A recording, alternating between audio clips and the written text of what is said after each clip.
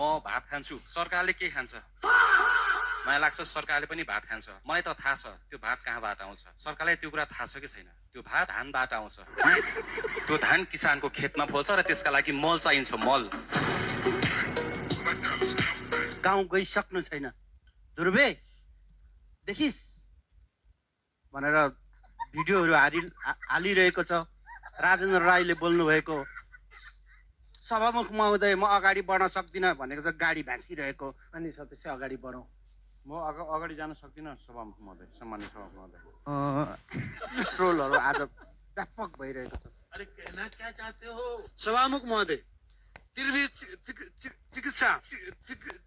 चिकित्सा शास्त्र अध्ययन संस्थानको सम्मानीय सभामुख महोदय, म सभामुखलाई एउटा निवेदन गर्न पर्यो। तपाईँ कान सुन्नुहुन्छ कि सुन्नुहुँदैन? मेरो यो सभामुखलाई यो निवेदन हो। मान्य सदस्य, आफ्नो भनाइ मर्यादामा बसेर बोल्नु होला। मान्य सदस्यलाई योभन्दा अगाडि बढ्नलाई म निर्देशन दिदिनँ, समय दिदिनँ, बस्नुहोस्।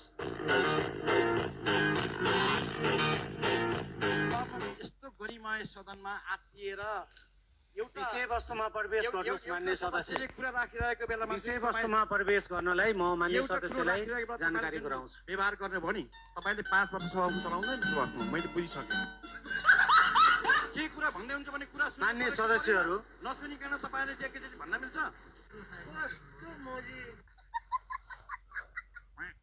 तर मेरो कारणले गर्दाखेरि 15 मिनट स्थगित भयो।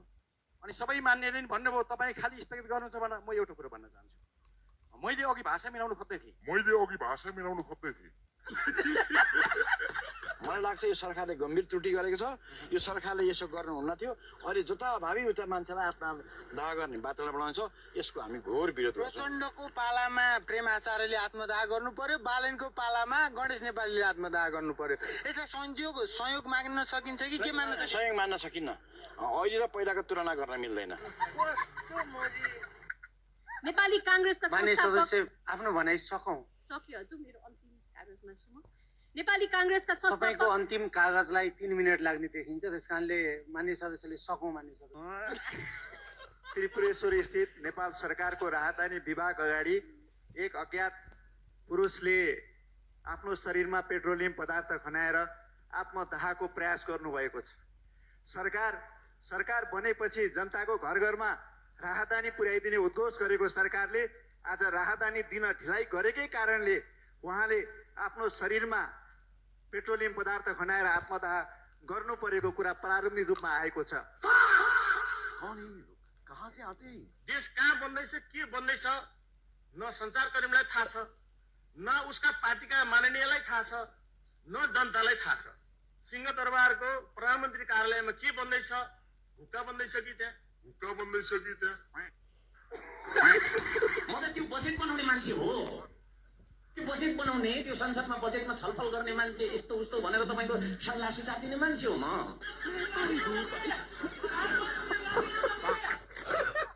मान्य सभामुख महोदय,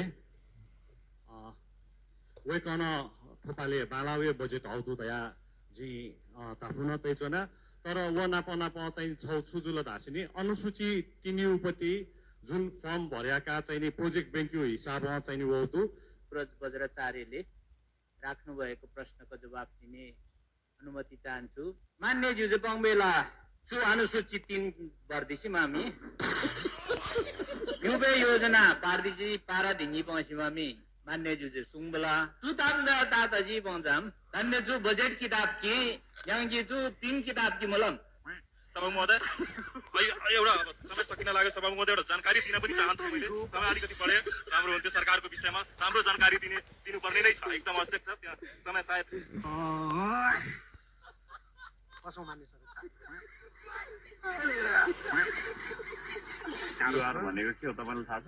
क्युआर को फुल फर्म भन्नु त? हजुर, हैन हजुर भन्नु न। तपाईले भन्नु न। तपाईले व्यापक प्रश्न गर्नेलाई पनि थाहा हुनुपर्छ क्या क्युआर भने के हो, थाहा छ? ल भन्नु त हजुरले। Quick response. सम्माननीय प्रधानमन्त्रीले गाडी एकचोटि रियल गाडी लगेर मेरो भोजपुरको माथि सिलिचुङदेखि तल हसनपुरसम्म स्पिडमा झार्नु भए म हेर्न चाहन्थे कस्तो पार कुद्ने हुन्छ। स्टन्ट गर्ने बानी सरकारले छोड्नु पर्यो, स्टन्ट बन्द गर्नु पर्यो र राज्यले नागरिकलाई आत्मदाह गर्ने ठाउँबाट चाहिँ माथि उठाउनु पर्यो।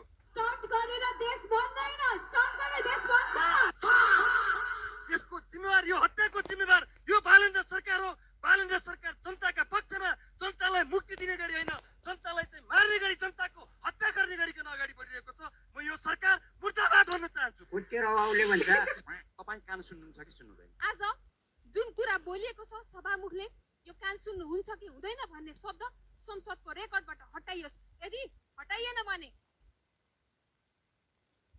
यदि नहटाइएको खण्डमा राखियोस् सभामुख महोदय, ताकि इतिहासले हेरोस् कि प्रतिपक्षमा कस्ता कस्ता सभासदहरू, सांसदहरू हामीले पठाएछौँ भनेर पुस्ताले देख्न मिल्ने गरी राखियोस्। यो दुईटा कुरा मध्ये एउटा कुरा गरियोस्। धन्यवाद। जो सभामुखको अपमानको विषय उठाउँदा तपाईँहरूले तुरुन्तै नियमापत्ति गर्दै अभिलेखबाटै हटाउनु भयो। हाम्रो साथ र सम्मान छ। हिजो सत्तापक्षका एक माननीय सदस्यले भन्नुभयो, इतिहासले प्रतिपक्षका सांसदहरूलाई हेर्नेछ, उनीहरू कस्ता थिए भनेर मूल्याङ्कन गर्नेछ। तर आज म सत्तापक्षलाई पनि त्यही प्रश्न फर्काउन चाहन्छु। जब प्रधानमन्त्रीको अभिव्यक्तिले नेपालको सीमा, राष्ट्रिय स्वाभिमान र सार्वभौमिकतामाथि प्रश्न उठ्यो, त्यो विषयमा तपाईँहरू किन मौन बसिरहनु भएको छ? राष्ट्रको विषय आउँदा तपाईँहरूको आवाज किन आउँदैन?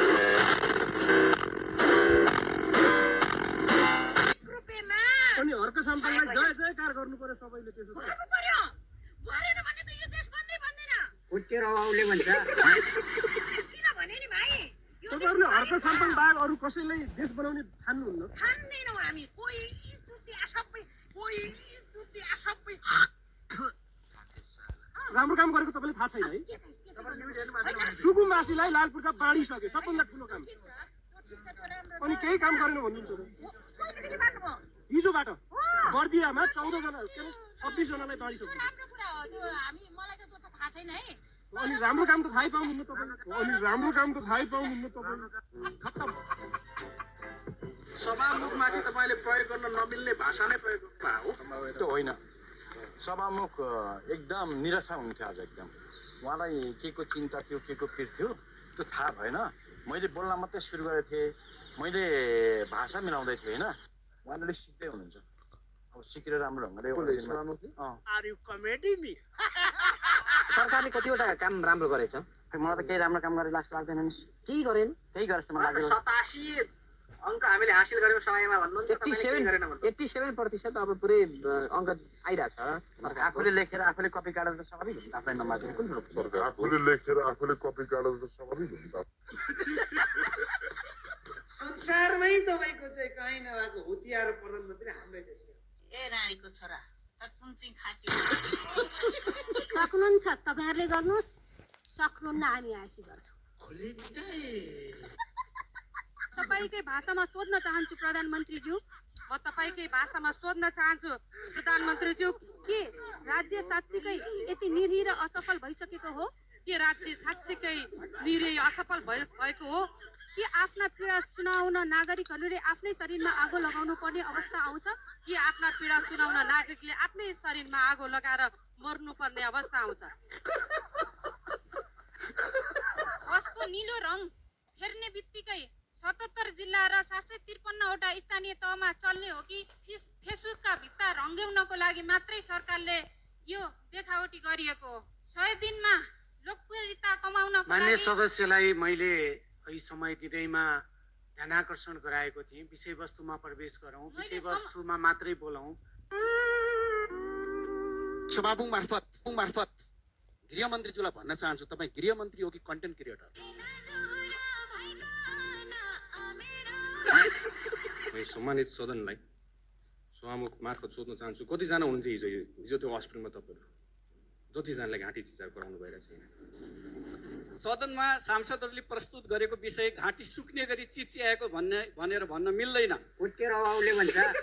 चलचित्रको नायक जस्तै कहिले एयरपोर्ट, कहिले कता, कहिले उता दौडिरहनु भएको थियो पुरै क्यामेरा बोकेर। राति एयरपोर्टमा आफै गएको त्यसलाई स्टन्टबाजी भनेर भन्नुहुन्छ भने यस्तो स्टन्टबाजी सबैजनाकोबाट चाहियो आफ्नो नागरिकको सेवा गर्नलाई। तपाईँले सोध्नु होला जतिजना मान्छे क्यामेरा लिएर हिँड्छ भनेर क्यामेरासँग भाग्ने कपिराइट हान्दैछु कि क्यामेरा आएर बोलेको तपाईँले हतपत्त हामीलाई देख्नु हुँदैन। एयर एम्बुलेन्सहरू पुर्याइदिएको भए एयरपोर्टमा दौडिनेको सट्टा एउटा 2 घण्टा सम्माननीय सभामा त्यतिखेरको कन्डिसन तपाईँलाई थाहा छैन, किन थाहा छैन किन तपाईँ त्यहाँ पुगेकै छैन। आज गृहमन्त्रीले युट्युबहरू कति चलायो, आज युट्युबमा कन्टेन्ट कति क्रिएटर गरेको। तपाईँले मिडियाकर्मी साथीहरूलाई सोध्नु होला, कहिले मैले बोलाएको छु मिडियाकर्मी साथीले मलाई आएर घेरेर बस्छ भनेर कहिले भनेको छु? यस्तो संवेदनशील विषयलाई हामीले राजनीतिकरण गर्नु हुँदैन कि एउटा कुरा है। जनताको मुद्दा राख्दा कसरी राजनीतिकरण हुन्छ? तपाईँ जनताको माननीयले राख्ने हो नि। होइन यहाँ सुन्नुहोस्, मैले कुरा राखिरहेको छु, तपाईँलाई मैले के भनिरहेको छु, उहाँको परिवारले क्षतिपूर्ति पाउनुपर्छ सबभन्दा सुरुमा। अर्को कुरा भनेको यसलाई सत्य तथ्य छानबिन गर्नुपर्छ। नेपाल सरकारले अब यस्तै कुराहरूलाई नदोहोरियोस् भनेर आफ्नो कामलाई राम्रोसँग अगाडि बढाउनुपर्छ। यो बाहेक अरू कुनै पनि कुरा गर्न सकिँदैन होला नि त।